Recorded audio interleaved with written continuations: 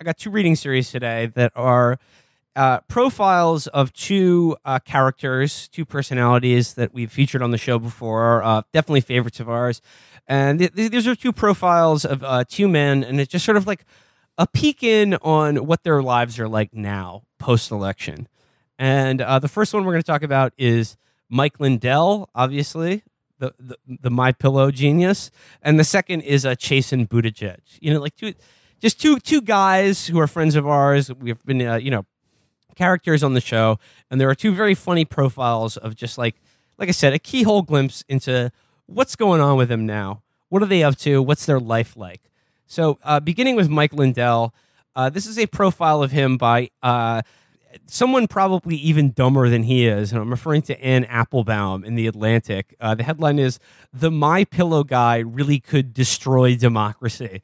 So that's not a very good democracy if he could. Yeah. No, that's like, yeah, man, you're working with a real clunker if this. Yeah, just have at it, Mike. Yeah, seriously. We saw his movie. He's just like looking at fucking flash animation slideshows that are like a computer connected from China to Wisconsin and going, wow, wow, wow, wow, what, wow, wow, wow, wow. If that destroys your democracy, you should have been throwing it out like 20 years ago at that fucking point. Jesus. So this, in the time I spent with Mike Lindell, I came to learn he is affable, devout, philanthropic, and a clear threat to the nation.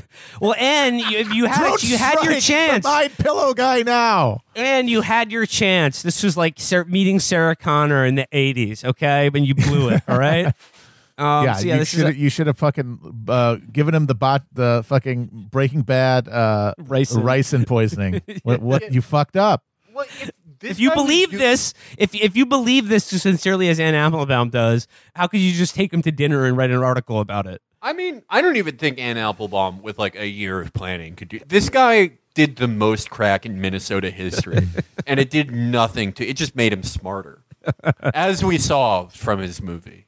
I mean, what would Anne Applebaum do? You put crack in his food so he relapses? He's going to do the same stuff. Yeah, only even more intensely and more powerfully. Yeah. If you put an entire fucking vial of ricin in like his, whatever the hell they went to a Uyghur restaurant, like in his like kebabs or stuff, like, he would just face it. He's immune to all poison now. If you do that much crack. So the profile begins, when you contemplate the end of democracy in America, what kind of person do you think will bring it about? Maybe you picture a sinister billionaire in a bespoke suit, slipping brown envelopes to politicians. Maybe your nightmare is a rogue general hijacking the nuclear football. Maybe you think of a jackbooted thug leading a horde of men in white sheets, all carrying burning crosses. Here is probably what you don't imagine. An affable, self-made Midwesterner, one of those goofy businessmen who makes his own infomercials. A recovered crack addict, no less, who laughs good-naturedly when jokes are made at his expense. A man who will talk to anyone willing to listen, and to many who aren't. A philanthropist, a good boss, a patriot, or so he says, who may well be doing more damage to American democracy than anyone since Jefferson Davis. I have to say that is exactly who I would imagine. A crackhead pillow salesman is who would bring this fucking country down. Of course it is. That's like half the guys that were trying to do the business plot. Yeah. Were like the Mike Lindells of their day, who were like formerly like addicted to turpentine. Yes. They're just huffing varnish and trying to send a telegram to Smedley Butler. It says, who may well be doing more damage to American democracy than anyone since Jefferson Davis. I mean, God, how quickly we've forgotten Trump. I mean, usually he would be getting those kinds of big boy comparisons to JD. I feel like liberal media is like Dragon Ball Z. It's like, no, yeah. Oh, this is the greatest, scariest enemy of all time, the Tea Party. They're going to, oh no, it's even stronger. It's Kid Boo. It's Donald Trump. Do we have his power levels are double that of Donald Trump. It's Mike Lindell. Oh no, Joe, go float in the middle of the air and just fucking squint as hard as you can and try to remember a fucking malt stand from 1948. It's like when they spend 130 episodes fighting Frieza because he's like the most powerful enemy ever. And then it's just like, oh, Frieza's back, and Trunks kills him in like 10 seconds. And you're like, what the fuck?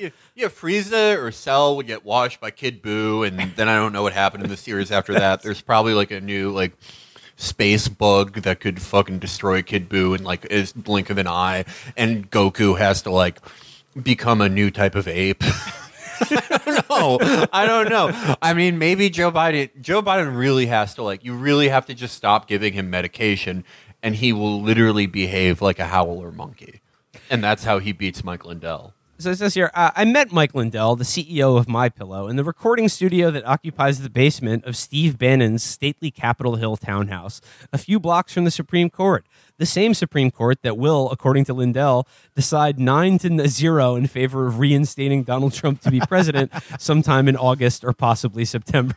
Wait a minute, he's moving it to September now? Okay. Yeah. He's once again pushing it back. No, this is the perfect cokehead thing of big things coming. So it goes on for a bit. It says, like it's talking about the group of people who is sort of featured on the Lindell podcast, including Peter Navarro, Rudy Giuliani, a guy named Garland Favorito, Garland Favorito, Willis, the guy who invented Favestar, Garland Favorito, Willis at Tree Killer 35, Sonny Barella, Jack Posobiec, and of course Lindell. These are all guests on the Bannon Lindell podcast project. But it says even in this group, Lindell stands out. Not only is he presumably much richer than Garland Favorito and Willis Tree Killer 35, he is willing to spend money on the cause. MyPillow has been an important advertiser on Fox News, so much so that even Trump noticed Lindell. That guy is on TV more than I am, but has since widened its net. MyPillow spent tens of thousands of dollars advertising on Newsmax just in the week following the January 6th attack on the Capitol. And now Lindell is spending on more than just advertising. Last January, on the 9th, he says carefully, placing the date after the 6th, a group of still unidentified concerned citizens brought him some computer data. These were allegedly packet captures, intercepted data proving that the Chinese Communist Party altered electoral results in all 50 states. I love imagining like that's real, and like the like at the highest levels of the CBC in a bunker 30 stories under Beijing, they're like, "You idiot! You let Mike Lindell find the packets." This plan that's been in motion for like 3 decades. They're like, "Ugh! This all hinged on Mike Lindell not finding out." That's why Lindell has spent money, a lot of it, tens of millions, he told me, quote, validating the packets.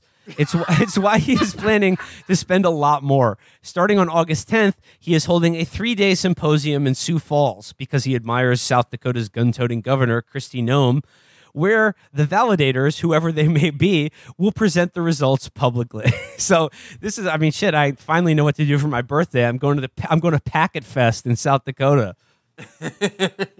Yeah, no, wacky. I'm like, Packet Fest is like, it is Burning Man for guys whose daughters won't talk to them anymore.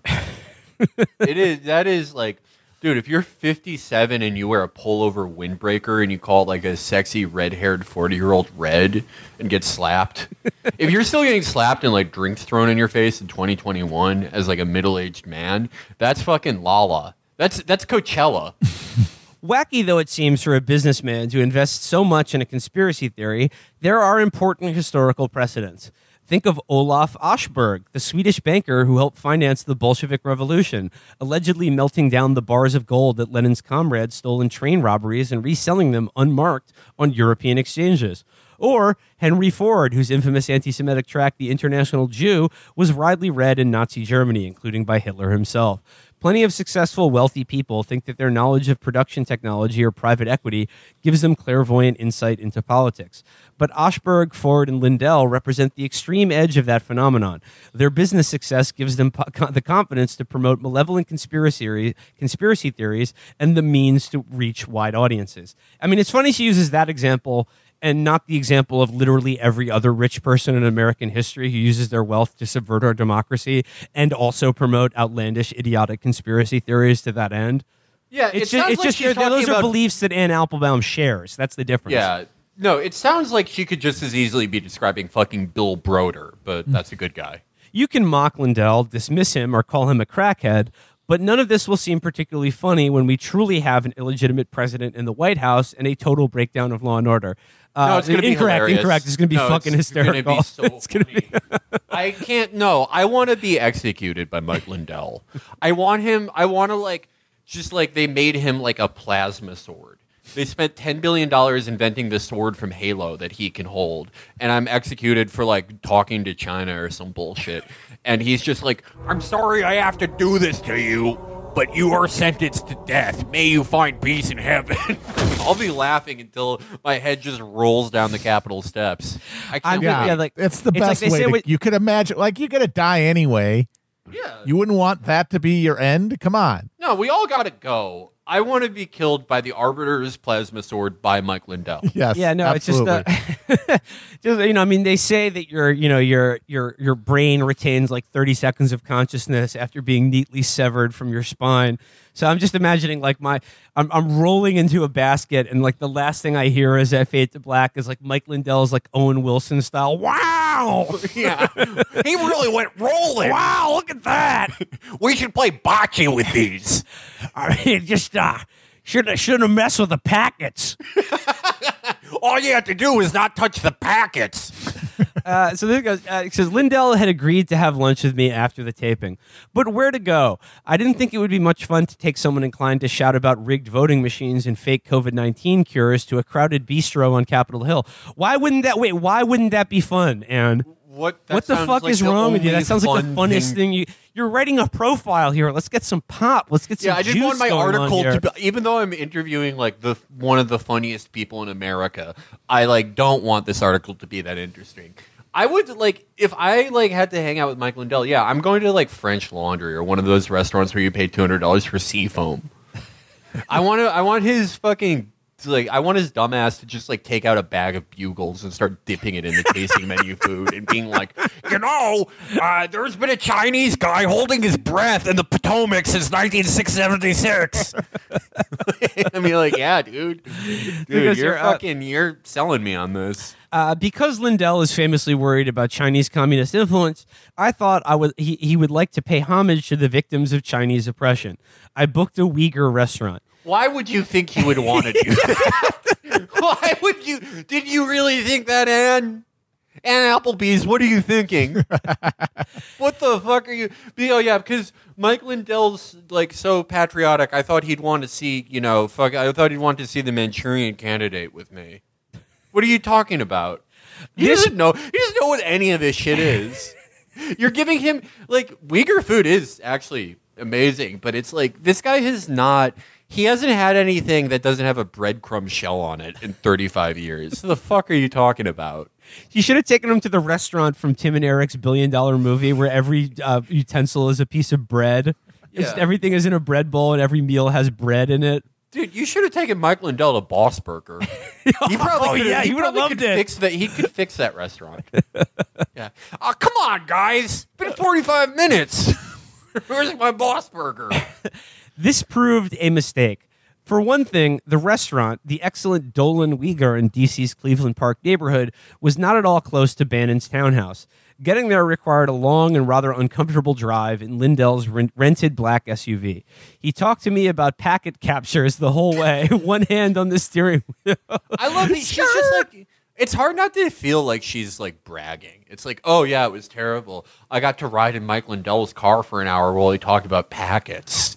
He was blasting sex packets by Digital Underground. I also like it was like the restaurant was a long way from Bannon's townhouse, and also Mike made several unscheduled stops to quote meet with a guy on the way there. Yeah, returning strangely energized from each clandestine encounter.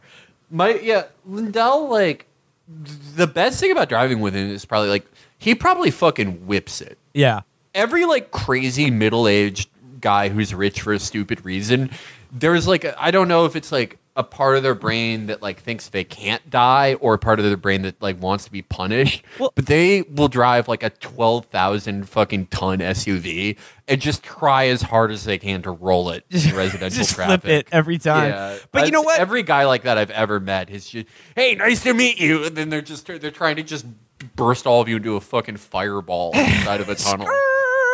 But you know what though? Like, if you're Mike Lindell though, is it irrational to believe that you can't die? Yeah, I mean, God has favored him. He might be immortal. God has favored him.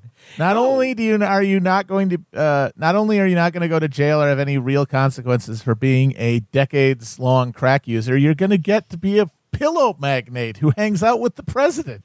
It says here, one hand on the steering wheel, the other holding up a phone showing Google Maps. So he's holding his fucking phone, looking at Google Maps while driving an SUV with one hand. My man, I love how he does everything.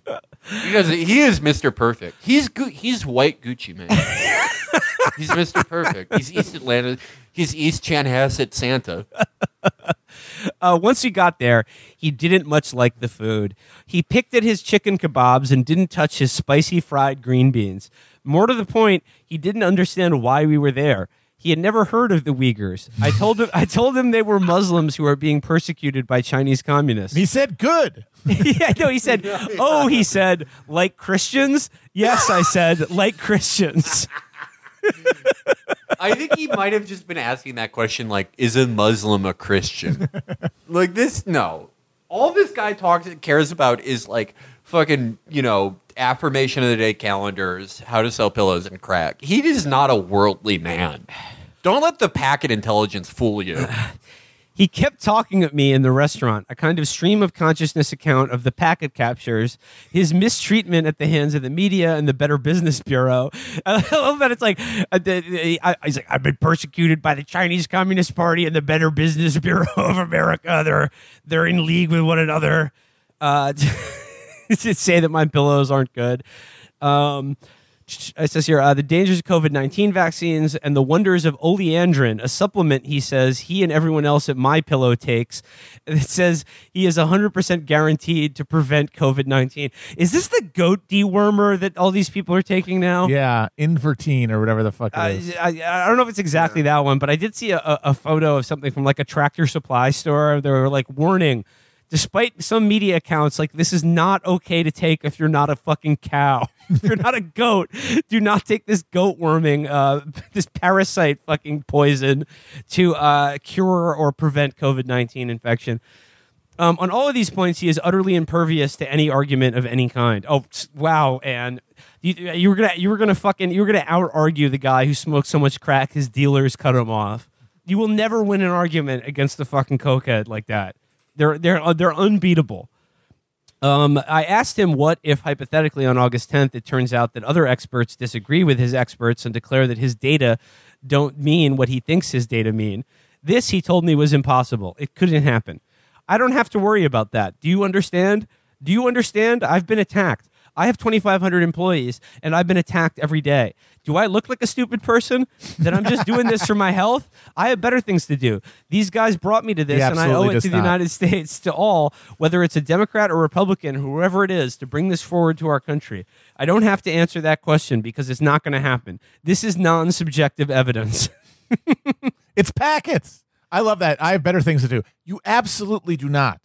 None of these rich assholes have better things to do, which is why they do this, because they're fucking bored and restless.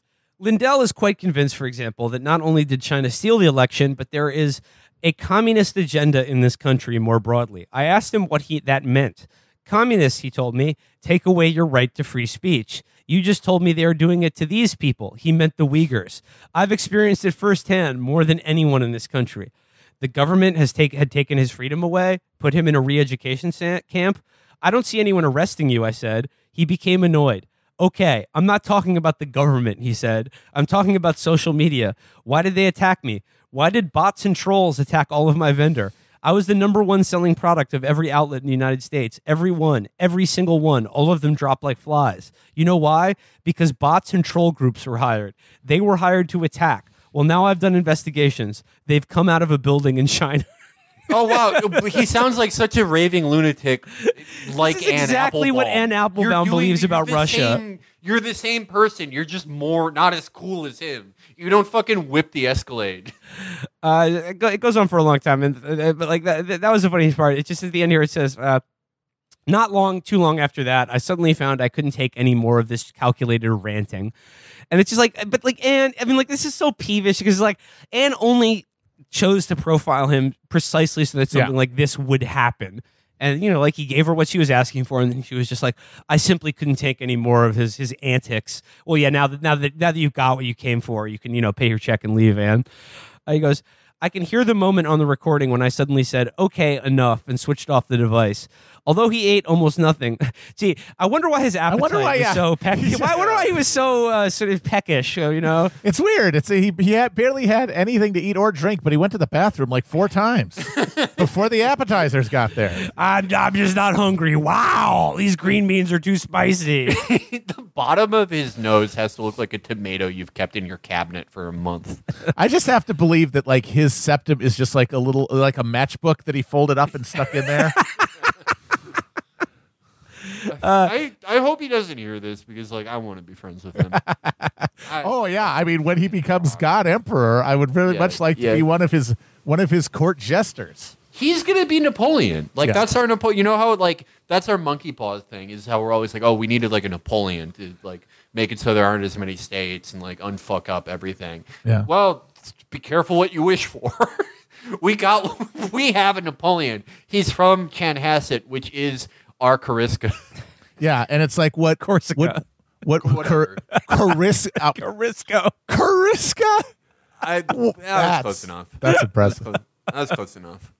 Yeah, and like Napoleon got there to his combination of will and ability, and the beauty part of America at the end of its decadent age is that all you need is the will, provided for you by our good friends in Colombia. The will and the thing the will makes you do, the you know little will that you put in a little bag and maybe has a tiny logo on it, you take out with a spoon, to spend like $20 million on ads so the president sees you and is like, he's nice to me. I'm going to put him in charge of the army. Yeah. Although he ate almost nothing, Lindell insisted on grabbing the check, like any well-mannered Minnesotan would. In the interest of investigative research, I later bought a MyPillow. Conclusion, it's a lot like other pillows, so perhaps that makes us even. When we walked outside, I thought I might say something dramatic, something cutting, something like, you realize you are destroying our country, but I didn't. He is our country, after all, or one face of our country, hyper-optimistic and overconfident, ignorant of history and fond of myths, firm in the belief that we alone are the exceptional nation and we alone have access to exceptional truths. Safe in his absolute certainty, he got into his black SUV and drove away. I mean, I just thought that like that last paragraph coming especially from Anne Applebaum, because it's just like, what exactly does she disagree with him about again? It's just Trump and COVID, basically. Yeah, we're not the exceptional nation that gets to do whatever we want.